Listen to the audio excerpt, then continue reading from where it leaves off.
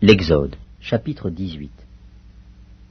Jéthro, sacrificateur de Madian, beau-père de Moïse, apprit tout ce que Dieu avait fait en faveur de Moïse et d'Israël, son peuple. Il apprit que l'Éternel avait fait sortir Israël d'Égypte. Jéthro, beau-père de Moïse, prit Séphora, femme de Moïse, qui avait été renvoyée. Il prit aussi les deux fils de Séphora. L'un se nommait Gershom, car Moïse avait dit « J'habite un pays étranger ». L'autre se nommait Éliézer, car il avait dit « Le Dieu de mon père m'a secouru, et il m'a délivré de l'épée de Pharaon ». Jéthro, beau-père de Moïse, avec les fils et la femme de Moïse, vint au désert où il campait, à la montagne de Dieu.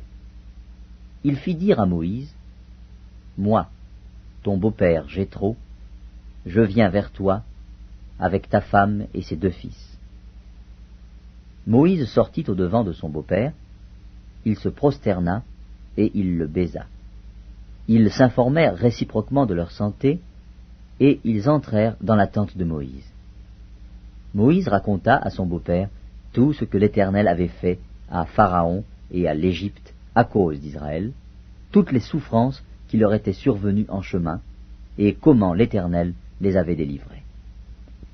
Jéthro se réjouit de tout le bien que l'Éternel avait fait à Israël, et de ce qu'il l'avait délivré de la main des Égyptiens. Et Jéthro dit, « Béni soit l'Éternel, qui vous a délivré de la main des Égyptiens et de la main de Pharaon, qui a délivré le peuple de la main des Égyptiens. Je reconnais maintenant que l'Éternel est plus grand que tous les dieux, car la méchanceté des Égyptiens est retombée sur eux. » Jéthro, beau-père de Moïse, offrit à Dieu un holocauste et des sacrifices. Aaron et tous les anciens d'Israël vinrent participer au repas avec le beau-père de Moïse, en présence de Dieu. Le lendemain, Moïse s'assit pour juger le peuple, et le peuple se tint devant lui, depuis le matin jusqu'au soir. Le beau-père de Moïse vit tout ce qu'il faisait pour le peuple, et il dit, « Que fais-tu là avec ce peuple? Pourquoi sièges-tu seul, et tout le peuple se tient-il devant toi, depuis le matin jusqu'au soir ?» Moïse répondit à son beau-père, « C'est que le peuple vient à moi pour consulter Dieu. Quand ils ont quelque affaire, ils viennent à moi. Je prononce entre eux, et je fais connaître les ordonnances de Dieu et ses lois. » Le beau-père de Moïse lui dit, « Ce que tu fais n'est pas bien. Tu t'épuiseras toi-même, et tu épuiseras ce peuple qui est avec toi, car la chose est au-dessus de tes forces. Tu ne pourras pas y suffire seul. Maintenant écoute ma voix. Je vais te donner un conseil, et que Dieu soit avec toi. Sois l'interprète du peuple auprès de Dieu, et porte les affaires devant Dieu. Enseigne-leur les ordonnances et les lois, et fais-leur connaître le chemin qu'ils doivent suivre et ce qu'ils doivent faire. Choisis parmi tout le peuple des hommes capables, craignant Dieu, des hommes intègres, ennemis de la cupidité.